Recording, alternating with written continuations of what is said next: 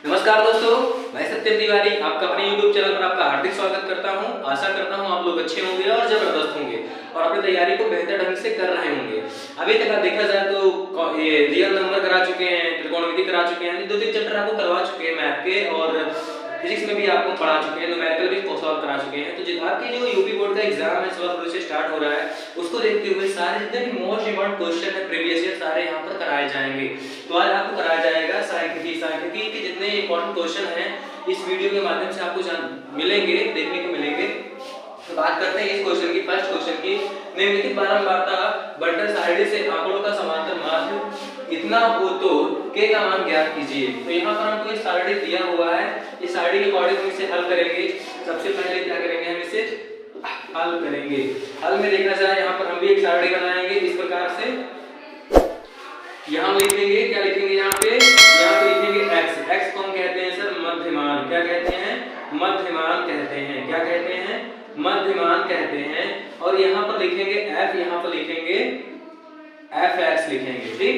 fx का मतलब होता है f को x से गुणा किया गया है, इसे हम कहते हैं बारंबारता। क्या कहते हैं? बारंबारता कहते हैं।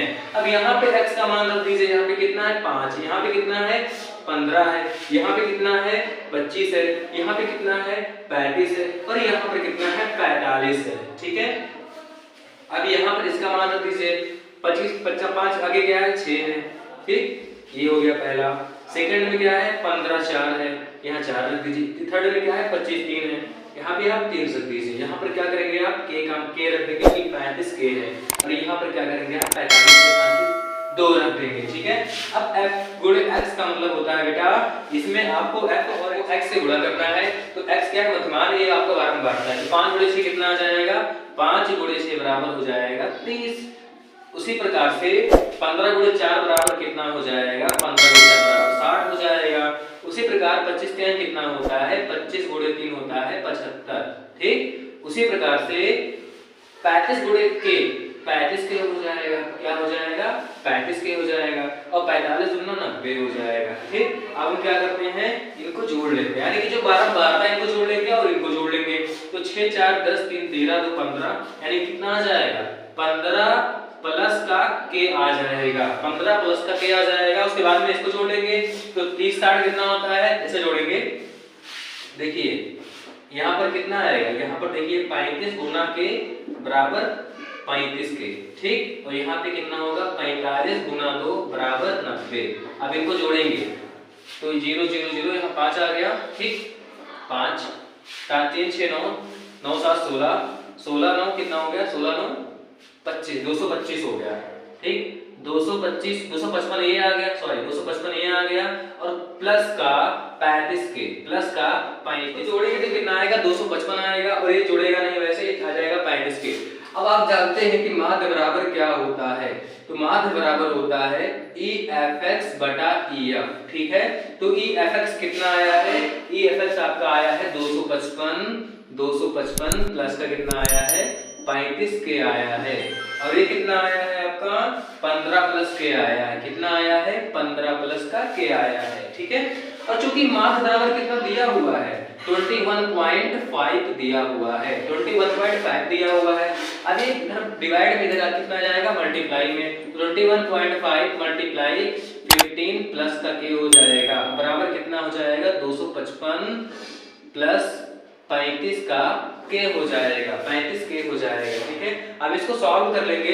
सॉल्व जैसे करेंगे हम, देखिए सॉल्व करेंगे तो इसका गुणा इससे पहले होगा, तो उसके बाद में क्या होगा? इससे गुणा इससे होगा, ठीक है। तो इसका गुणा जब इससे होगा तो कितना आएगा? 322.5 लगभग आ जाएगा, 322.5 आ जाएगा और प्लस के कितना आ जाएगा? 21.5 के आ जाएगा, ठीक है। इतना ये आ जाएगा, इसका गुणा इससे होगा और जब इसका गुणा इससे होगा तो लगभग कितना आ जाएगा? और इधर कितना है सर? 255 प्लस का 35 के है, प्लस का 35 के है। अब इसका हम पंचांतर करेंगे, घटा लेंगे, ठीक है। तो इधर 255 किस में है? प्लस में, इस तरह आएगा तो माइनस में हो जाएगा। तो 322 माइनस 255 हो जाएगा और उधर क्या है प्लस में, इधर क्या है प्लस में, उस पर जाएगा तो माइनस में हो जाएगा। तो ये 35 के माइनस 21.5 के हो जाएगा। अब इसे जब हम हल करेंगे, यहाँ पे सॉरी 0.5 भी है, ठीक है। अब इसे घटाएंगे इसमें तो यहाँ इस प्रकार से घटेगा। मान लो ये लिखा हुआ है 200 55 ये लिखा है, ठीक है।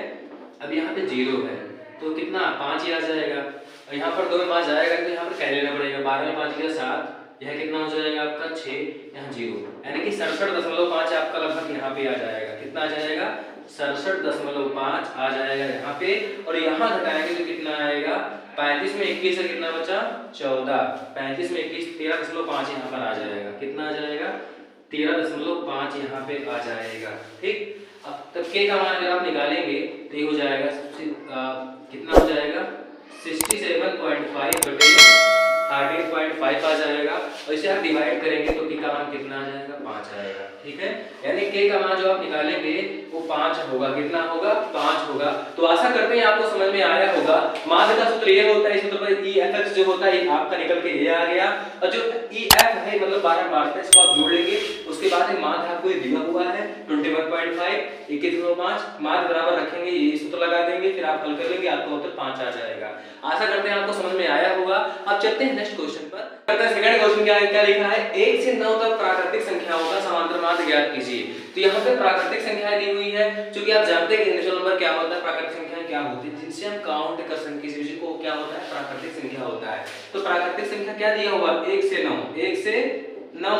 तो पहले यहाँ पर क्या लिख लेंगे 1 से 9 लिख लेंगे, 1 2 3 4 5 6 7 8 9, ठीक। तो समांतर माध्य मतलब क्या होता है, सम ऑफ नंबर और काउंट ऑफ नंबर को हम ऐड कर लेते हैं, फिर टोटल नंबर हो जाता है, ठीक। तो यहाँ पर क्या करेंगे, हम इनको काउंट कर लेंगे 1 + 2 + 3 + 4 + 5 + 6 + 7 + 8 + 9।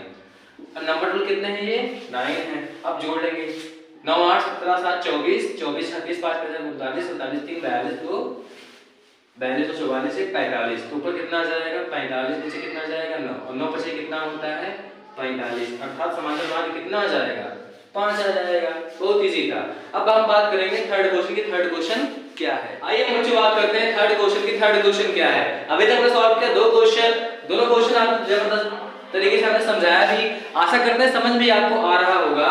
थर्ड क्वेश्चन क्या है, यदि 5 10 15 8 20 35 और 40 का समांतर माध्य 21 हो तो r का मान ज्ञात कीजिए। यानी कि इसमें r की वैल्यू आपको निकालनी है, और माध्य कितना दिया हुआ है 21 दिया हुआ है। तो समांतर माध्य बराबर क्या होता है, समांतर माध्य यानी कि जब माध्य निकालना हो तो total of number sum of number होता है।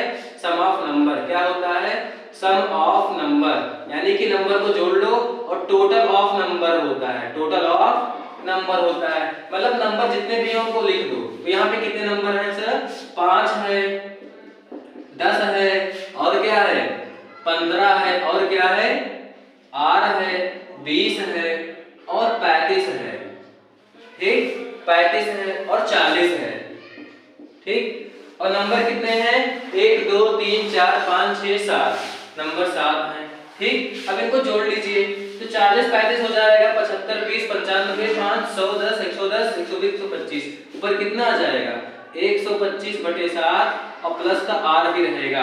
अब बराबर में क्या दिया हुआ है 21 दिया हुआ है, ठीक है। तो इसका पंचांतर करेंगे, ये उस बार ये इस बार, तो कितना आ जाएगा 21 × 7 आ जाएगा।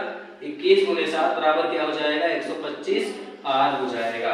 अब 21 सत्ते कितना होता है 147 होता है, बराबर क्या है 125 प्लस का r दिया हुआ है, 125 प्लस का r दिया हुआ है। अब r की वैल्यू आप निकालेंगे तो इधर प्लस में इसका रहेगा माइनस में हो जाएगा, तो 147 माइनस का 125 होगा बराबर r, ठीक। तो यहाँ से आप r की वैल्यू निकाल सकते हैं, यहाँ से क्या कर सकते हैं r की वैल्यू निकाल सकते हैं।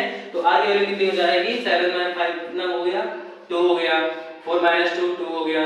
तो यहाँ पर r की वैल्यू कितनी आ जाएगी, r की वैल्यू यहाँ पर कितनी आ जाएगी, r की वैल्यू यहाँ पर कितनी आ जाएगी 22 आ जाएगी, कितनी आ जाएगी 22 आ जाएगी। अब हम बात करेंगे फोर्थ क्वेश्चन के बारे में कि फोर्थ क्वेश्चन है 3 से लेकर के 20 तक, यानी कि जितने भी ऑड नंबर हैं उनका माध्य क्या होगा, उनका माध्य क्या होगा 3 से लेकर के 20 तक सभी विषम संख्याओं का माध्य कितना होगा। तो पहले हम लिख लेंगे यहाँ पे कि 3 से 20 तक विषम संख्याएं होंगी कौन, तो 3 भी विषम संख्या है, 5 भी है, 7 भी है, 9 भी है, 11 भी है, 13 भी है, 15 भी है और 17 भी है और 19 भी है। अब इतनी संख्याएं क्या होंगी? विषम संख्याएं होंगी। अब क्या करें? जितनी संख्याएं दी हुई लिख लेंगे, लिखने के बाद में माध्य का मतलब क्या होता है? तो माध्य का मतलब होता है बेटा, माध्य का मतलब होता है इनको जोड़ लें और जितनी संख्या है उनको हम भाग कर दें। ठीक है, 3 5 प्लस 7 9 प्लस का 11 प्लस का 13 और प्लस का 15 प्लस का 17 और प्लस का 19 और बटे कितना आ जाएगा? 1 2 3 4 5 6 7 8 9। कितनी संख्याएं हैं? 9। तो इसको जोड़ने के बाद में देखा जाए तो कितना आ जाएगा?